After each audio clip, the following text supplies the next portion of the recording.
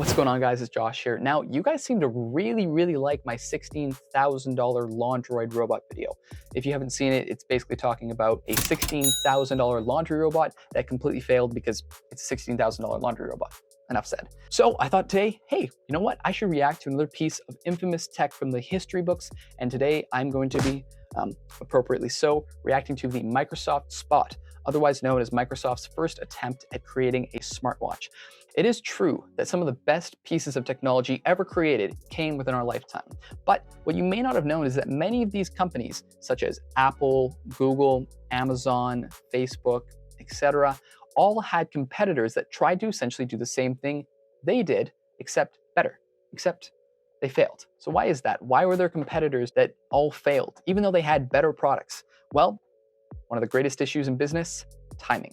You can have a great product, you can have a great service, you could run your business impeccably, but sometimes the market is just not ready for what you were trying to offer, and sometimes it just rejects it.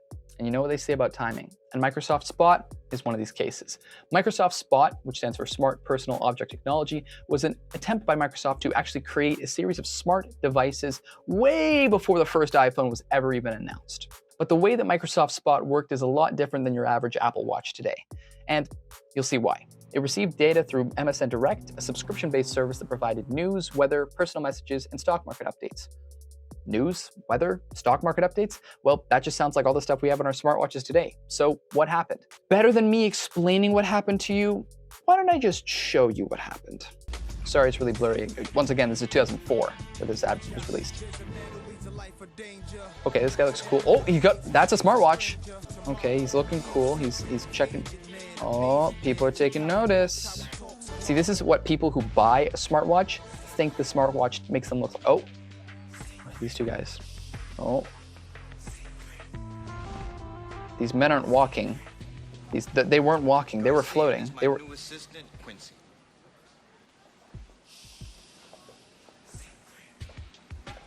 Why are you staring at your watch? Well, this is no ordinary watch.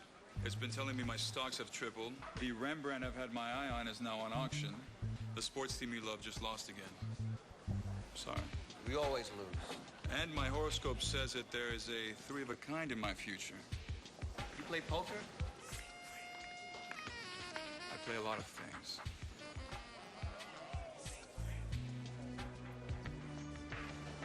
Pardon me. Pardon me. Oh, this is just my Apple Watch. It just told me my stocks have tripled. The weather outside is 17 degrees. My favorite sports team just lost. I mean, how ridiculous can you get with this? I mean, but to be fair, and I'm gonna play devil's advocate here, I'm defending Microsoft on this one. Not just because it's 2004, and not just because we didn't really know what smartwatches were gonna be, but when you really think about it, isn't this what every single person who buys an Apple Watch thinks they look like?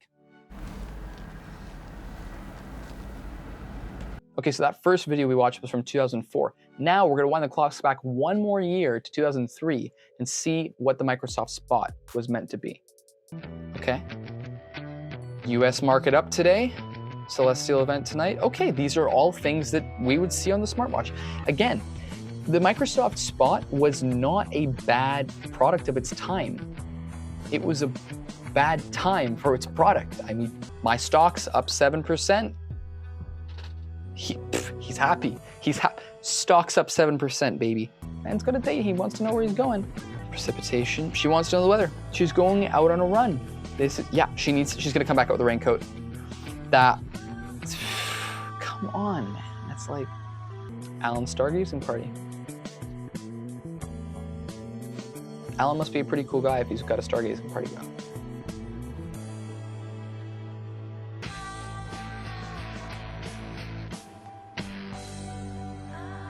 Coming fall 2003. Microsoft.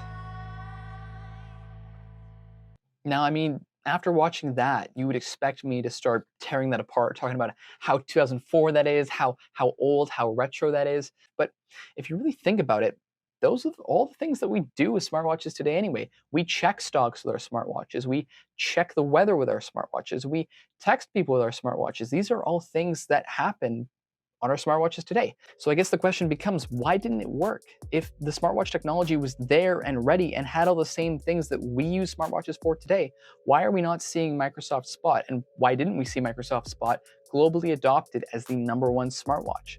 These things were prohibitively expensive for most people in 2002. The smartwatches went from anywhere between $129 to $299 for the smartwatches. Adjusted for inflation, that's about $186 to $432. Now you might think to yourselves, wow, that's just about how much you pay for a regular smartwatch nowadays. What's the difference?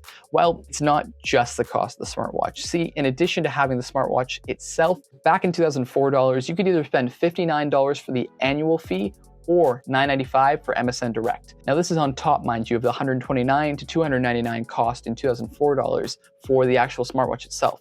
On top of that, having to pay $60 a year or $10 a month to actually get access to the services.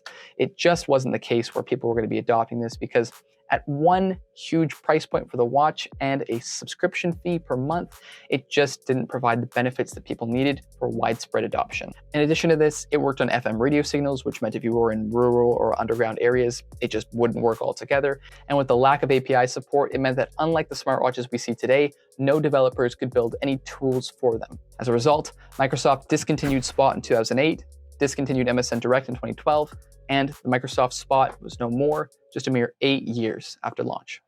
It really goes to show you that no matter how great your product is, no matter how great the team behind it is, no matter how great you believe you're poised to be, sometimes the market just isn't ready for what you have to offer.